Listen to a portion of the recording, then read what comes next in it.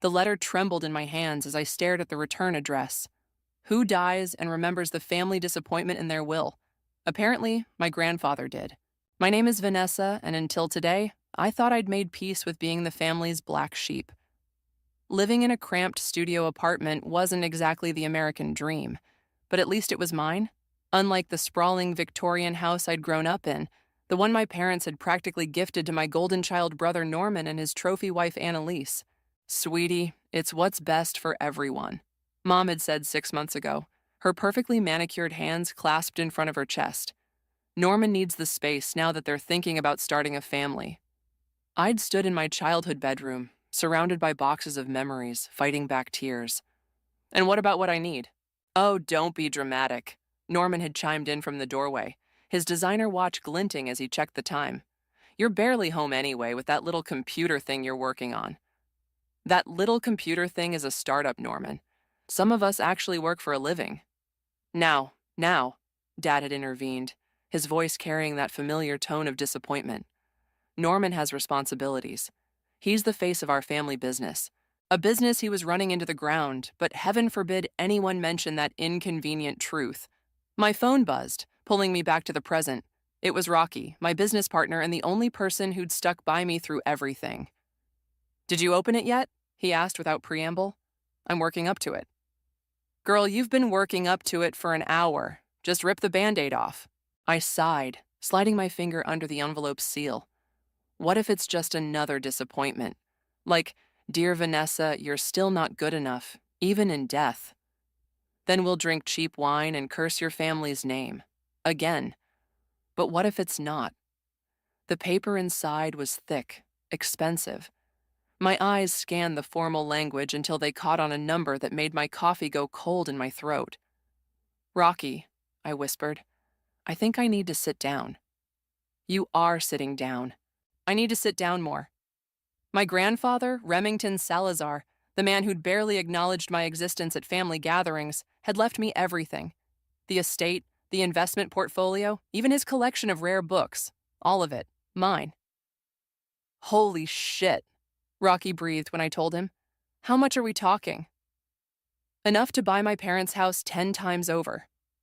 My laugh sounded hysterical, even to my own ears. There's a note, too. I read it aloud. To Vanessa, the only one who reminded me of myself. They underestimated me, too. Show them what that feels like. With love, Grandpa Rem. Vanessa, Rocky's voice was gentle. You okay? Through my window, I could see the sunset painting the city in shades of gold and pink.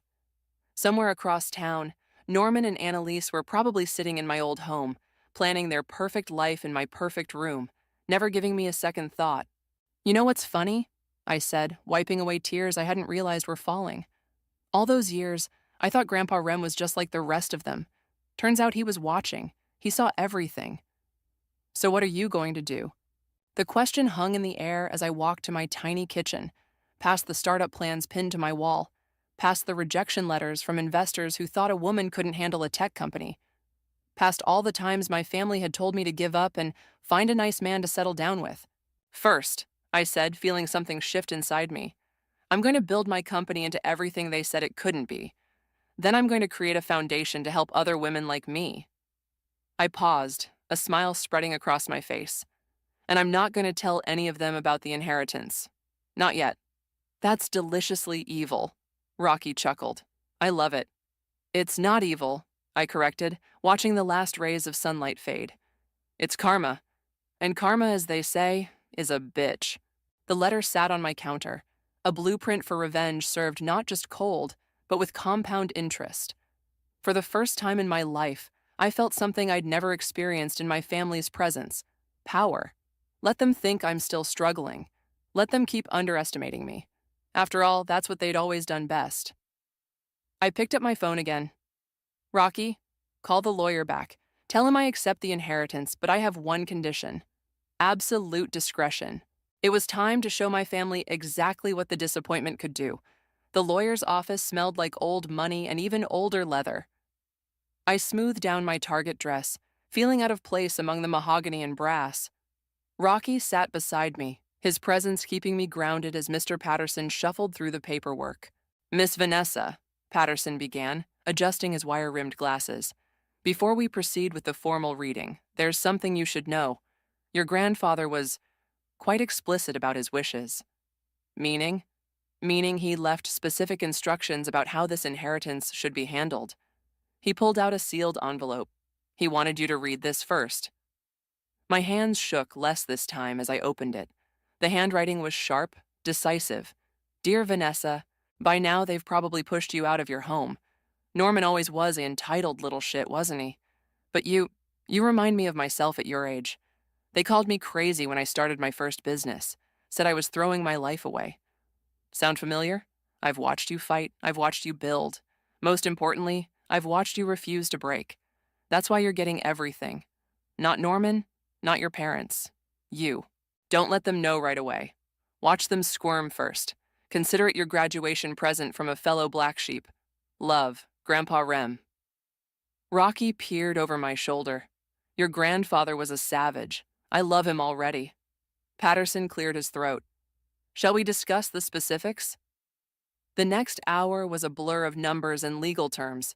The estate included not just the mansion and grounds, but also a significant portfolio of tech investments, companies I'd only dreamed of working with. There's one more thing, Patterson said, pulling out a final document. Your grandfather left instructions about the family home, the one currently occupied by your brother. My stomach tightened. What about it? He bought it 6 months ago through a shell corporation. He knew what your parents were planning. Patterson's lips twitched. Technically, you now own that house too. The laugh that burst out of me was half sob, half hysteria. Are you telling me Norman and Annalise are actually my tenants? Technically, yes, though they don't know it yet. Rocky squeezed my hand. This is better than Netflix. As we left the office, my phone buzzed. Speaking of the devils, it was Annalise. Vanessa, darling. Her voice dripped artificial sweetness. We're having a little housewarming dinner tonight. You simply must come. A housewarming? It's been 6 months. Well, we've finally finished redecorating your old room. It's going to be the nursery. We thought you'd want to see what we've done with it. My old room. The one with the hand-painted constellations on the ceiling that had taken me a whole summer to perfect. The one they'd given away like it meant nothing.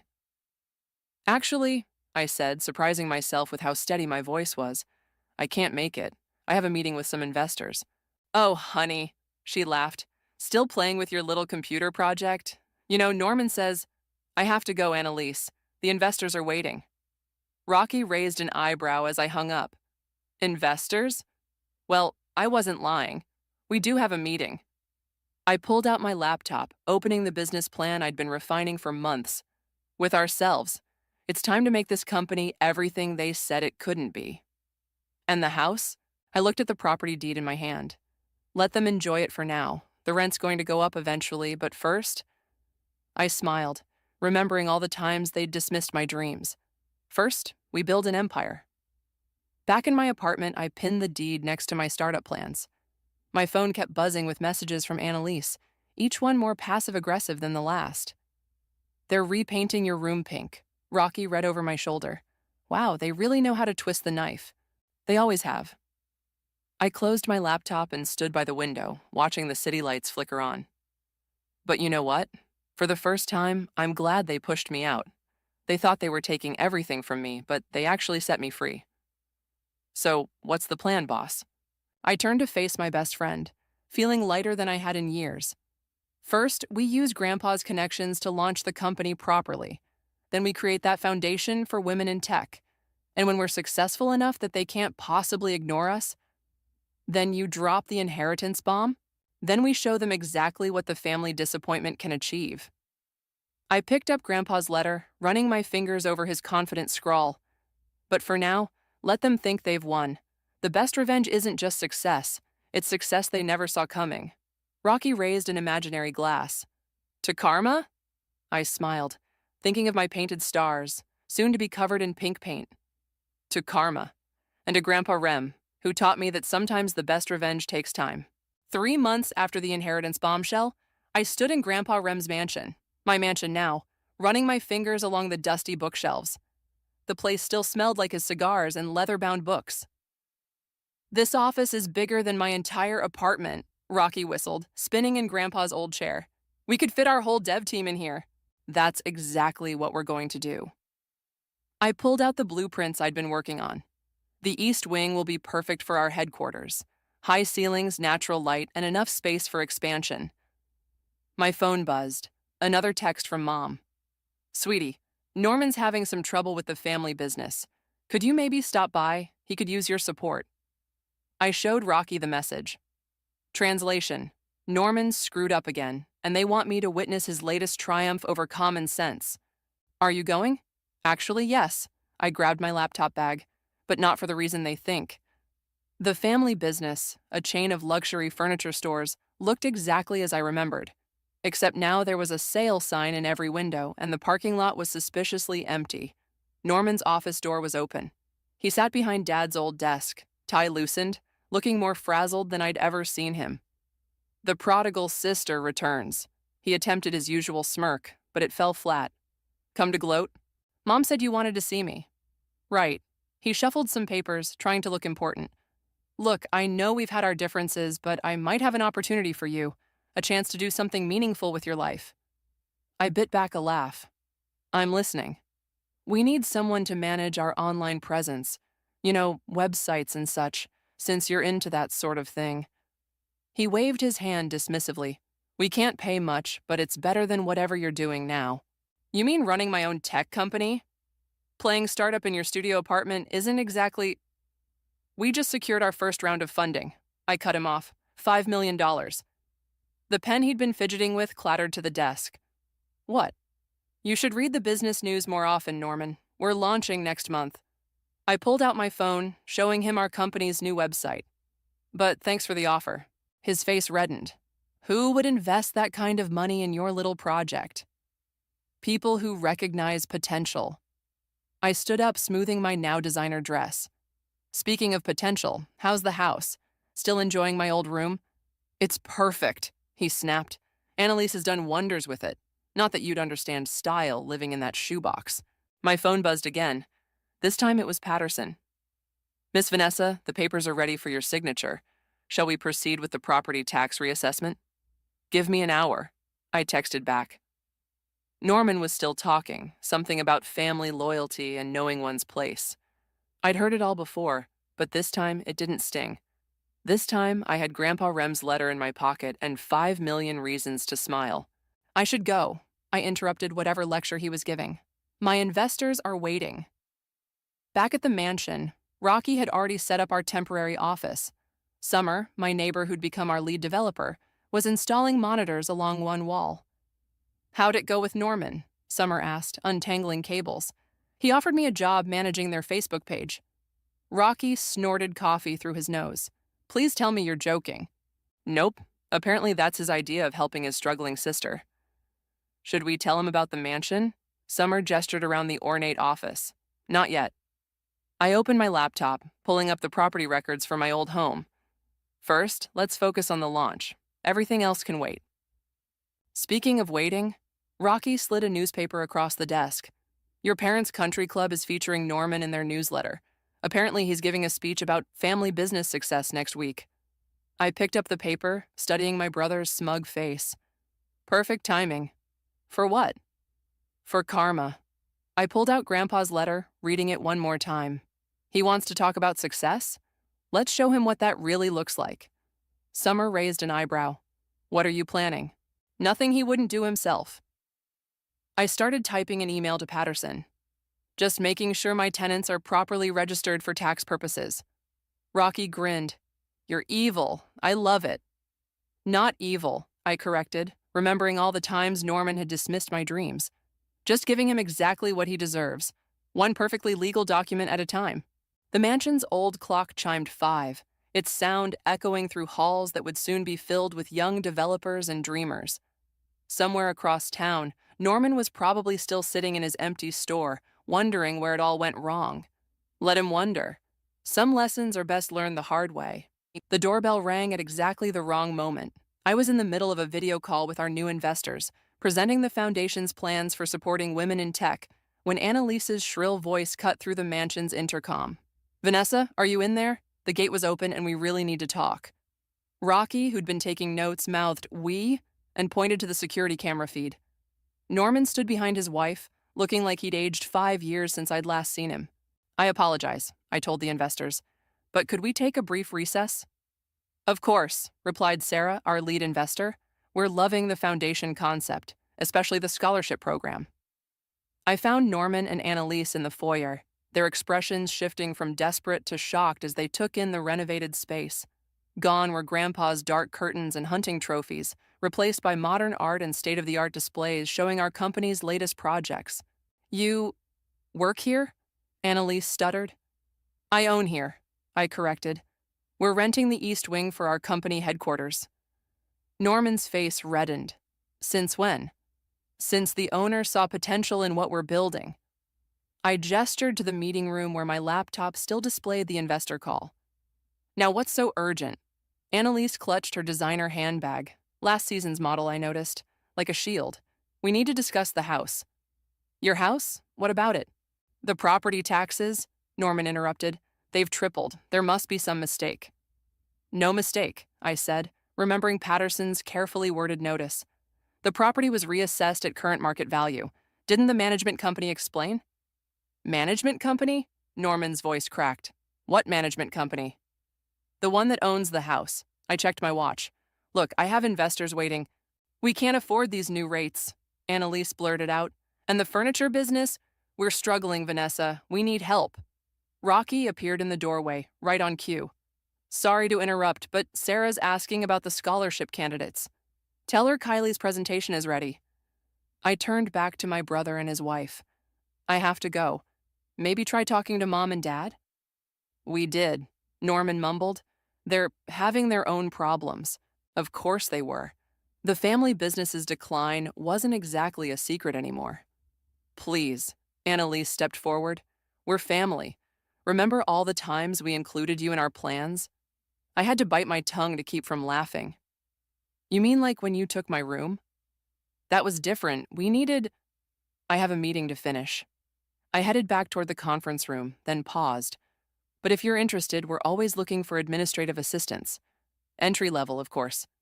The look on Norman's face was worth every second of the past 6 months. After they left, Rocky brought me a coffee. "That was cold. I'm so proud." "They're not done," I said, watching their luxury car, probably leased, crawl down the driveway. "That was just the first attempt." "Speaking of attempts," Summer called from her workstation, "Kylie's code is amazing. She's perfect for the scholarship program." Kylie was exactly the kind of candidate we'd been looking for. Brilliant, driven, and overlooked by traditional tech companies, just like I had been. "Schedule her presentation," I told Summer, "and call Patterson. I want to know exactly how much Norman and Annalise owe on that house." "Planning something?" "Planning everything." I pulled up the foundation's website, where dozens of applications from young women in tech were waiting for review. They thought kicking me out would be my end. Instead, it's going to be their beginning. Their beginning? Their beginning of understanding what it feels like to need help and not get it. I clicked through Kylie's application again. "But unlike them, we're actually going to help people." My phone buzzed with a text from Mom. "Norman said you have a new office. Why didn't you tell us? Family shouldn't keep secrets." The irony was almost too perfect. "Should I tell her about the house?" I asked Rocky. "Not yet," he grinned. "Let's wait until after Norman's big country club speech. You know, the one about his business success?" Summer laughed from her desk. "You two are terrible people." "No," I corrected her, thinking of all the women like Kylie who would benefit from our foundation. "We're just making sure karma does its job, one scholarship at a time." The investor call was waiting, but for a moment I stood at the window watching Norman's car disappear. They thought they were coming to beg for help from their struggling sister. Instead, they'd gotten their first taste of what it feels like to be on the other side of privilege. And this was just the beginning. The country club ballroom buzzed with anticipation as Norman adjusted his tie at the podium. I sat in the back, wearing my best poker face and a dress that cost more than his monthly mortgage payment. "Success," Norman began, his voice wavering slightly, "is a family tradition." Rocky snorted quietly beside me. "Is that what we're calling bankruptcy these days?" "Shh," I whispered, watching Mom and Dad beam proudly from their front row seats. Let him dig his own grave. Norman continued his speech, spinning tales about innovation and market dynamics, clearly written by someone else. But halfway through, something changed. His confident facade cracked as he spotted Patterson entering the room. The key to success, Norman stumbled over his words, is understanding property. Proprietary. Patterson caught my eye and nodded, right on schedule. Speaking of property, a voice called from the audience. Is it true your stores are closing? The room fell silent. Norman tugged at his collar. We're restructuring. Another voice. What about the tax liens on your house? Mom turned around, scanning the crowd until she found me. Her eyes narrowed with suspicion, but I just sipped my champagne innocently. This wasn't my doing. Karma had its own timeline. Norman abandoned his speech notes entirely. These are private matters. Not according to public records? Someone else chimed in. Or the business newsletter that ran the story this morning. Phones started lighting up around the room as people pulled up the article. I'd seen it already. A detailed expose on the family business's decline, complete with documents showing Norman's mismanagement. Annalise rushed to the podium, whispering urgently in Norman's ear. He shook his head, face pale. If you'll excuse me, he muttered into the microphone. I'm feeling unwell. As they fled the stage, Mom made a beeline for my table. What did you do? Me? I raised an eyebrow. I'm just here to support my brother, like you always taught me. Don't play innocent. First the property taxes, now this. The property taxes? Dad joined us, looking confused. What about them? They tripled, Mom hissed, right after the house was sold to some management company. Sold? Dad's face reddened. What do you mean sold? That's our house. Actually, Patterson interrupted smoothly, appearing at my elbow, it was your house, until you transferred it to Norman, who then defaulted on payments to the new owner. New owner? Mom's voice rose an octave. Who? I stood up, straightening my dress. You know what's funny? All those years, you taught me that family takes care of family. Unless it was me needing care, of course. Vanessa, Dad started, but I held up a hand. Did you know Grandpa Rem left me everything? The mansion, his investments, and yes, through a very clever bit of legal maneuvering. Norman's house, too. The color drained from both their faces. That's impossible, Mom whispered. Is it? I pulled out my phone, showing them the property records. Maybe you should have paid more attention to the disappointment of the family. Turns out I learned quite a bit about business while you were busy praising Norman. Why didn't you tell us? Dad demanded. Tell you? Like you told me about giving away my home? I laughed, but there was no humor in it. Besides, I was busy building something meaningful. Right on cue, the large screens around the ballroom lit up with a news segment about our company's latest initiative, the Women in Tech Foundation, featuring interviews with our first scholarship recipients. Your little computer project? Mom's voice was faint. My multi-million-dollar tech company, I corrected. The one you said would never work. The one Norman offered to save by letting me manage his social media. Rocky stood beside me, tablet in hand. Should I show them the valuation numbers? No need. I gathered my things. They'll see it all in tomorrow's business section anyway. As we walked away, Dad called after me. Vanessa, wait, we need to talk about this. I turned back one last time. You know what's interesting? When I needed a place to live, you said family had to make sacrifices. Well, now it's Norman's turn to sacrifice. The house goes on the market next week. You can't do this, Mom pleaded. Actually, I can. But unlike you, I'm giving them notice. And unlike Norman, I'm offering them a job, if they want to earn their way like I had to. The ballroom had emptied, leaving just our small family drama playing out under crystal chandeliers. By the way, I added, you might want to check on Norman. I hear the press is waiting outside. As Rocky and I left through the side door, I heard Mom burst into tears. Part of me wanted to comfort her, but a larger part remembered all the times she'd watched me cry without lifting a finger. You okay? Rocky asked softly.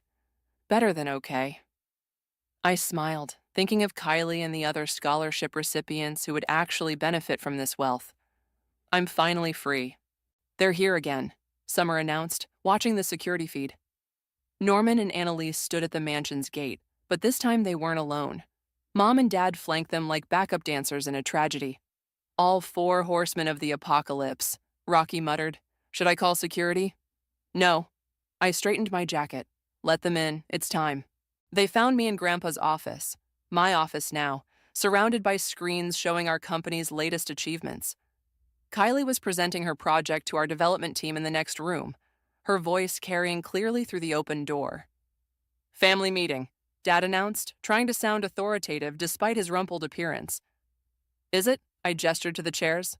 Or is this another attempt to fix me? We've been talking, Mom began, perching nervously on the edge of her seat, about everything. The inheritance, the company, the house. Fascinating. I turned to Kylie's presentation.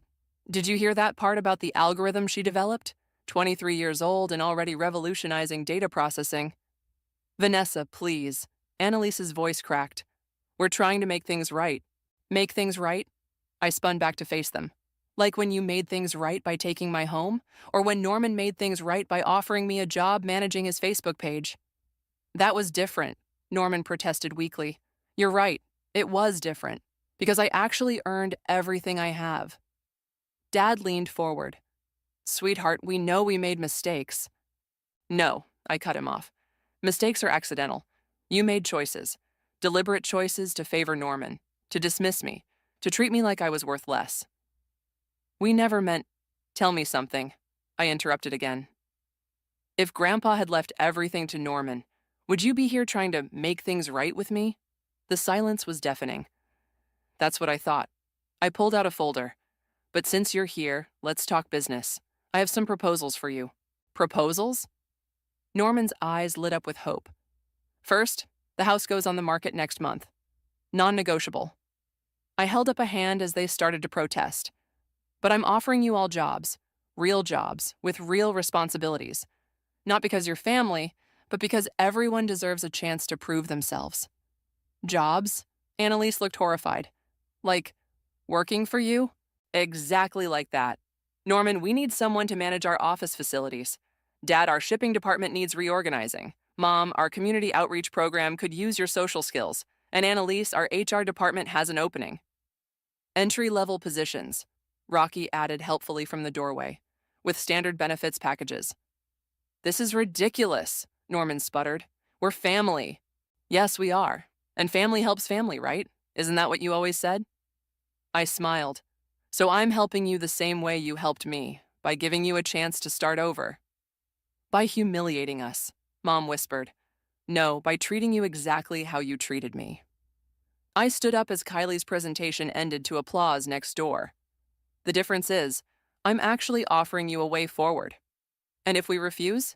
Dad asked. Then you refuse. The house still goes on the market and you figure out your next steps on your own, just like I had to. Annalise burst into tears. This isn't fair. Fair? I laughed. Was it fair when you redecorated my room without even asking?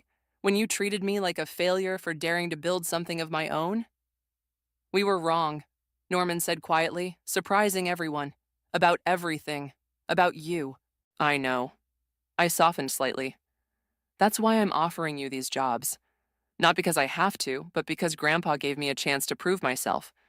Maybe you deserve the same opportunity. Under your command? Dad's pride was still fighting. Under my leadership, I corrected. The same leadership that built this company while you were all betting against me. Summer appeared at the door. Sorry to interrupt, but the press is here for the foundation announcement. Perfect timing. I gathered my notes. Take the weekend to think about it. The job offers expire Monday. As they filed out, looking shell-shocked, Mom paused. Your grandfather would be proud. I know, I said, touching his letter in my pocket. He already was. That's why he chose me. After they left, Rocky brought me a coffee. Think they'll take the jobs? Norman will, I predicted. His pride's finally broken. The others, we'll see. You're really giving them a chance? Everyone deserves one shot at redemption. I watched through the window as they walked to their cars. Besides, sometimes the best revenge isn't destroying your enemies. It's making them work for you.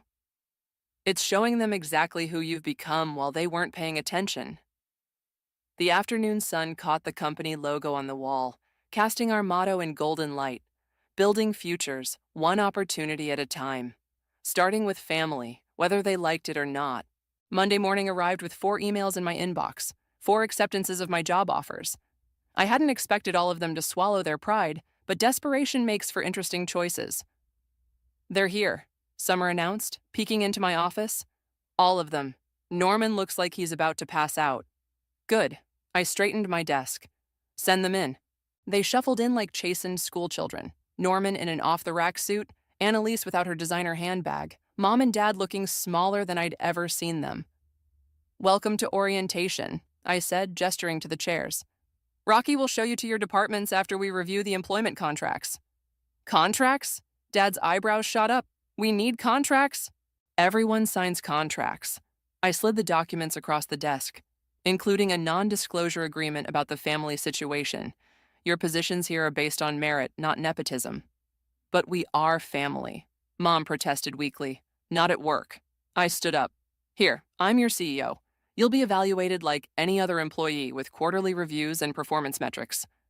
Norman picked up his contract, scanning the terms. "This salary is industry standard for entry-level positions." I watched his face fall. "Something wrong?" "No," he mumbled. "It's just less than I expected." "Less than you're used to, you mean?" I leaned forward. "But more than minimum wage, which is what most people start with, plus health benefits and stock options after a year." Annalise dabbed at her eyes with a tissue. "What exactly will we be doing?" "Real work." I pulled up their job descriptions on my tablet. "Norman, you'll manage facility maintenance and vendor relationships. Dad, you're in shipping and logistics. Mom, community outreach needs your networking skills. And Annalise, HR needs help with employee engagement programs." "Under supervision, of course," Rocky added from the doorway. "Of course." I watched them sign the contracts one by one. "Now, let me show you what we actually do here." I led them through the office, past rows of developers and designers. Kylie waved from her new workspace, surrounded by monitors displaying complex code. "This is impossible," Norman muttered. "6 months ago, you were in a studio apartment." "No," I corrected him. 6 months ago, I was building this while you thought I was failing. There's a difference." We reached the main conference room just as the morning news started playing on the wall screen. The anchor's voice filled the room. "Breaking news in the tech sector as Rising Star Company announces its latest innovation. CEO Vanessa..." I muted the TV. "That's our new data processing platform, the one Kylie helped develop. We're projecting 8-figure revenues by next quarter." Mom sank into a chair. All this time you could have asked, could have shown interest, could have treated me like I mattered." I turned to face them. "But you didn't, and now here we are."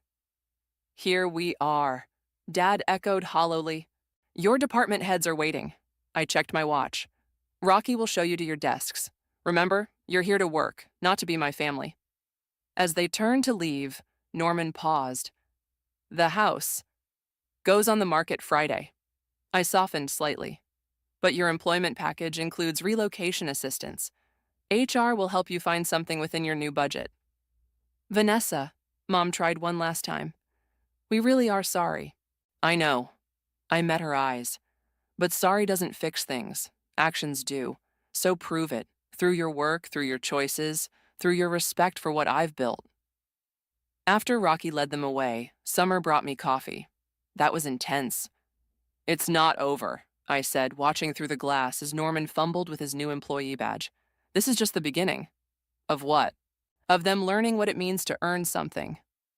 I picked up Grandpa's letter, rereading his words about showing them what underestimation feels like, and maybe, if they're capable of it, of actual change. My phone buzzed with a text from Patterson. "House listing goes live Friday. Already have interested buyers." "Perfect," I replied, then turned to Summer. "How's Kylie's team doing?" "Crushing it. The new algorithm is exceeding all benchmarks." I smiled, remembering all the times Norman had dismissed my little computer project. "Send the performance reports to all departments," I told her, "including our new employees. Let them see what actual success looks like." Through the glass, I watched my family awkwardly navigating their new reality. Norman learning to operate the copy machine, Annalise trying to look comfortable in her cubicle, Mom and Dad being trained on basic office software. It wasn't revenge. Not exactly. It was education, the kind that only comes from having everything stripped away and having to rebuild from scratch, just like I had done, just like they had forced me to do. And now, finally, it was their turn to learn. The autumn wind rustled through the garden as I stood before Grandpa Rem's grave, placing fresh flowers beside his headstone. The morning dew still clung to the grass, and the sunrise painted the cemetery in soft golden hues. "You should see them now, Grandpa," I whispered, running my fingers over the engraved letters. "They're actually trying." "Miss Vanessa?" Patterson's voice came from behind me. "They're ready for the meeting." Back at the office, I found my family gathered in the conference room, but not as I'd expected. Norman stood at the whiteboard, presenting shipping optimization data with Dad. Mom was reviewing community outreach statistics with Summer, while Annalise organized employee feedback surveys. "Quarterly review time," Rocky announced, sliding performance reports across the table. I picked up Norman's first. His hands trembled slightly as I read. "Interesting," I said, noting the improvements in efficiency. "You've reduced facility costs by 20%. I learned from watching you," he admitted quietly. "How you built something from nothing. I never understood before." "Understanding comes from doing," I replied, moving on to Dad's report. "Shipping complaints down 60%. Impressive." "Your grandfather," Dad cleared his throat. "He would have loved seeing this place, seeing what you've created." "He did see it," I said. "He saw it when it was just a dream everyone else dismissed." Mom's community outreach numbers showed similar improvement. Even Annalise had found her footing in HR, her natural networking skills finally being used for something productive. "So," I closed the last report, "you've all met or exceeded expectations for the quarter." "Does this mean—" Norman started. "Yes, you're all keeping your jobs." I allowed myself a small smile. "And qualifying for the standard performance bonuses." "The house sold yesterday," Annalise said softly. "We've found an apartment. It's small, but it's what you can afford on your salary," I finished, like my studio apartment was. "We were wrong," Mom burst out suddenly. "So wrong about everything, about you." "I know." I stood up, walking to the window. "But that's not why I hired you."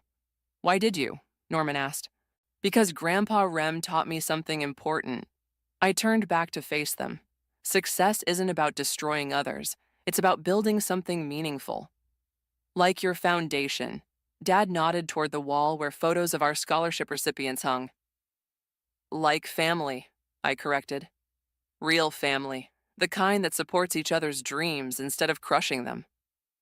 Rocky appeared with a stack of papers. "The new contracts are ready." "New contracts?" Norman looked nervous. "With raises," I confirmed. "Because you earned them. Not because we're family, but because you proved yourselves capable." "Just like you did," Annalise said quietly. "Just like I had to." I distributed the contracts. "But this time, you had something I never did, a chance to prove yourself." "We don't deserve it," Mom whispered. "Maybe not. But Grandpa gave me a chance I didn't deserve either. He saw potential where everyone else saw failure." Through the window, I could see Kylie leading a coding workshop for our newest scholarship recipients. Young women learning to build their dreams, just like I had. "Sign if you want to," I told my family. "The choice is yours, just like my choices were mine, even when you didn't support them." One by one, they signed. Not out of desperation this time, but with understanding. "The Foundation's annual gala is next week," I said as they finished. "We're announcing our next round of scholarships." "We'll be there," Norman said, then caught himself. "I mean, if we're invited." "You're invited."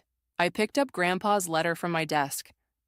"Because you finally understand what he taught me, that true success isn't about what you have, it's about what you build."